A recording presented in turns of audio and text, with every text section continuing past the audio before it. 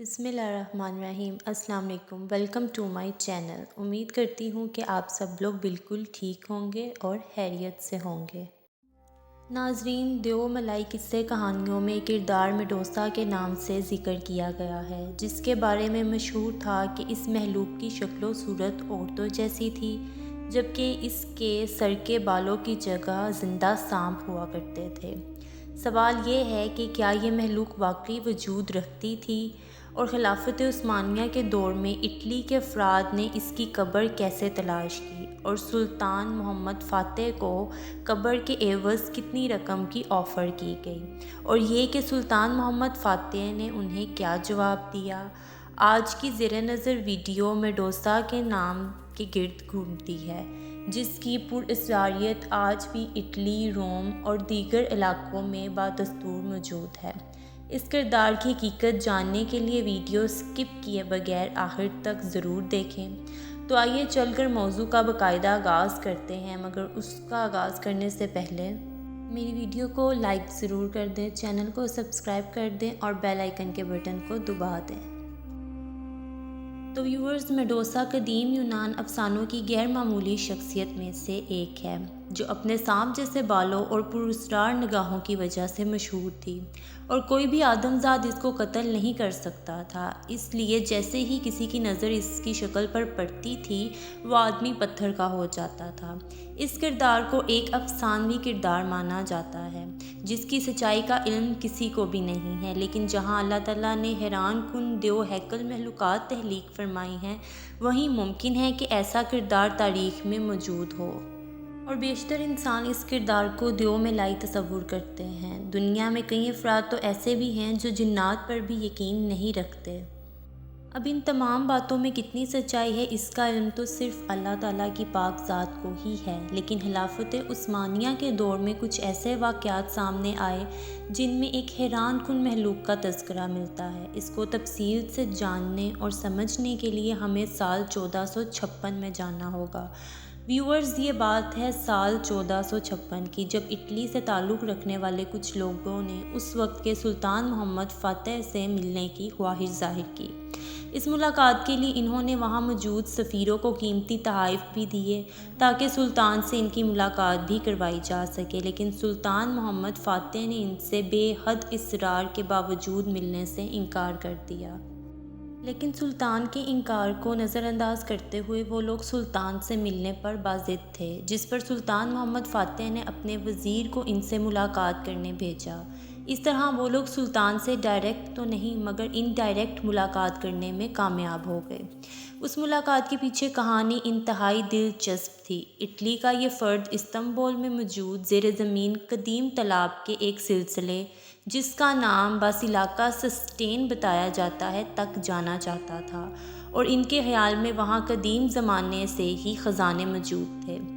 लेकिन उस वक्त वहाँ मौजूद हुकूमत मुसलमानों की थी, और इटली का ये फ़र्द सुल्तान मोहम्मद फ़ातेह की इजाज़त के बगैर इन खजानों तक नहीं पहुँच सकता था।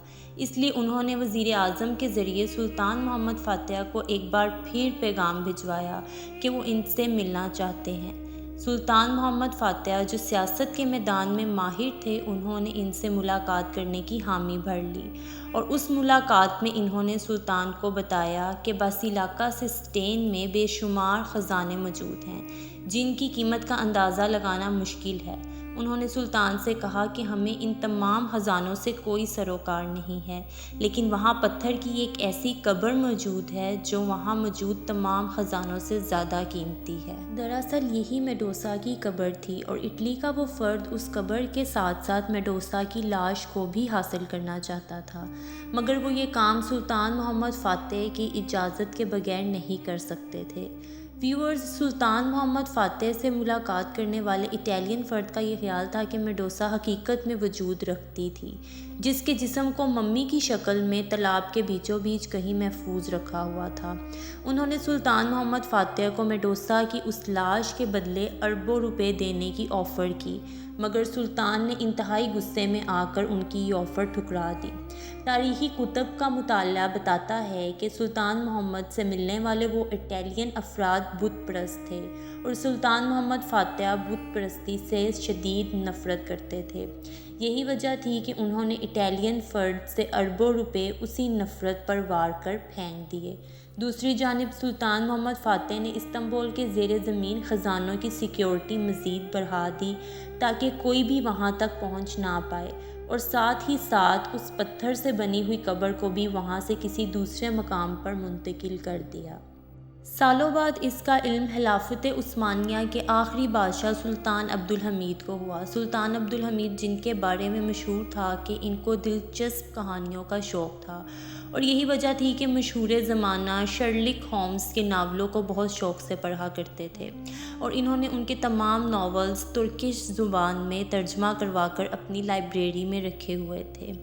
سلطان کے اس شوق کا علم اٹلی کے افراد کو ہوا تو ایک بار پھر سے میڈوسا کی لاش حاصل کرنے کے لیے اٹلی کے حکومت کی جدوجہد شروع ہو گئی۔ وہ لوگ جو پہلے سلطان محمد فاتح کے پاس میڈوسا کی لاش کو لینے کے لیے آئے تھے، انہی لوگوں کی تنظیم نے ایک بار پھر سلطان عبدالحمید سے رابطہ کیا، جن سے بات چیت اور تفتیش کرنے کے بعد سلطان عبدالحمید سمجھ گئے کہ یہ لوگ مشہور شیطانی تنظیم فری میسن سے تعلق رکھتے ہیں۔ یہی وجہ ہے کہ سلطان محمد فاتح کی طرح سلطان عبدالحمید نے بھی اٹالین افراد کو کلین چٹ دیتے ہوئے رخصت کر دیا۔ جب سارا معاملہ سلطان عبدالحمید کے علم میں آیا تو حاصل ہونے والی معلومات کی روشنی میں سلطان نے خود اس معاملے کی تہہ تک پہنچنے کا ارادہ کیا۔ اس لیے سلطان عبدالحمید نے اپنے سب سے قابل انٹیلیجنس آفیسرز کو منتخب کیا اور اس پراسرار قبر کو کھولنے کا فیصلہ کیا گیا، جس کے متعلق دعویٰ تھا کہ یہ قبر میڈوسا کی ہے۔ جب اس قبر کو کھول کر دیکھا گیا تو وہاں موجود ہر انسان حیران رہ گیا۔ انہوں نے دیکھا کہ ایک سانپ کی شکل والی مخلوق ممی کی صورت میں رکھی گئی تھی، جس کا زیادہ تر حصہ سڑ چکا تھا۔ سلطان عبدالحمید نے وہاں موجود لوگوں کو حکم دیا کہ اس بات کو انتہائی خفیہ رکھا جائے، کیونکہ اگر یہ بات لوگوں تک پہنچ گئی تو ان کے درمیان اس حوالے سے مسائل پیدا ہو سکتے ہیں۔